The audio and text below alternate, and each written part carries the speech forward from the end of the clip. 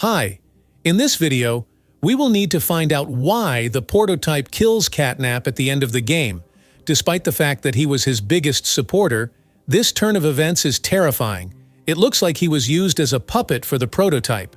So why would he kill Catnap? Especially considering that he survived the impact of the grapple and seems to be able to move on. Who is Catnap and how does it relate to the prototype? From this story, we learned that the children lived in the Playcare factory, and it all started with a child named Theodore, who, like many others, was chosen for experiments in kindergarten to become a living toy impressionable child. Theodore decides to open the protective door under the Playcare factory to free the prototype from the laboratory with the help of a grabber. Theodore successfully opens the door, but everything went wrong. The hand does not obey, and Theodore is electrocuted, and later, he almost dies after seeing that Theodore is dying. Prototype decides to sacrifice his freedom so that the boy survives, brings him to the scientists, and thanks to this, Theodore survived, but the prototype loses its freedom. But the security system was disabled, and he could have escaped, but he was imprisoned again in the laboratory under even stricter supervision. Scientists decide to conduct an experiment on Theodore. They turn him into a cat's dream. At first, Theodore is obedient, but everything changes, because, having limited contact with the prototype, he gradually falls under its control, and Catnap decides to rebel against the organization and wants to escape and get the freedom that the organization did not give him, but only added more control, especially since scientists consider them not people, but just only experimental subjects.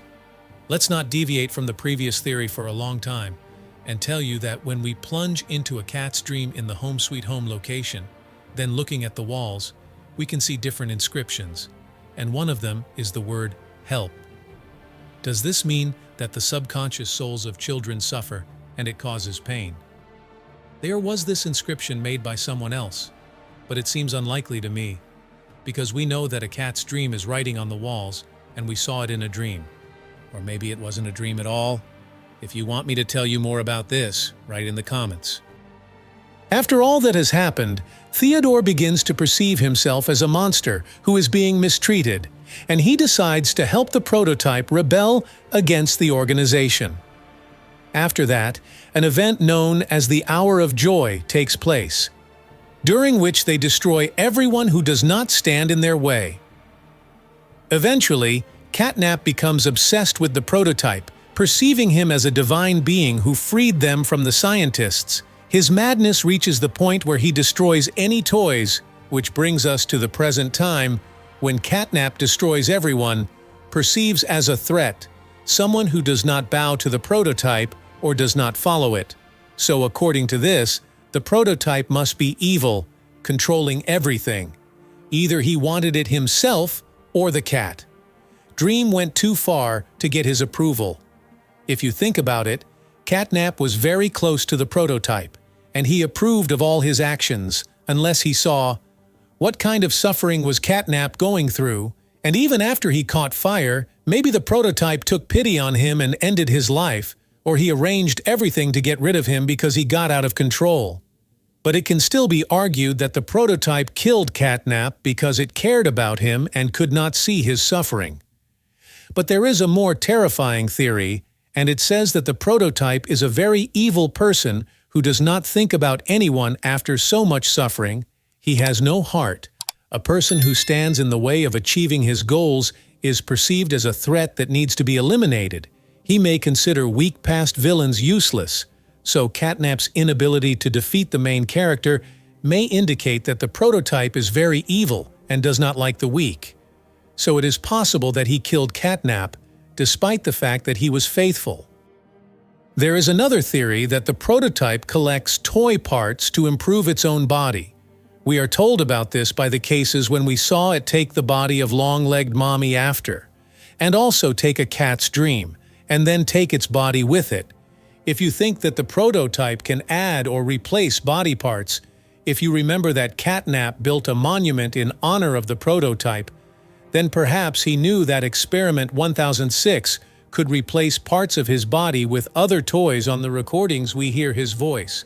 It sounds different, as if it consists of different toys. This may indicate that he replaces himself with different parts of dolls in order to improve himself. Although this is a theory, then why did the prototype still decide to save Theodore, rather than leave him and stay free? He also organized the Hour of Joy event, after which he freed the tortured toys from the company's control and from physical torture, which is confirmed by the records. Perhaps the prototype is not evil, but on the contrary, it is likely that he took care of the toys in the recording where he is being tortured. We hear him sensibly asking the scientist why he is being tortured. Scientists explain that they find it enjoyable and exciting. The prototype remains silent, but new data is discovered with each session. One scientist asks if the prototype feels anything when it is being hurt.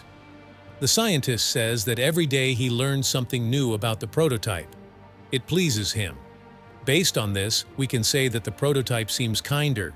He was looking for a way to save the suffering toys from evil scientists.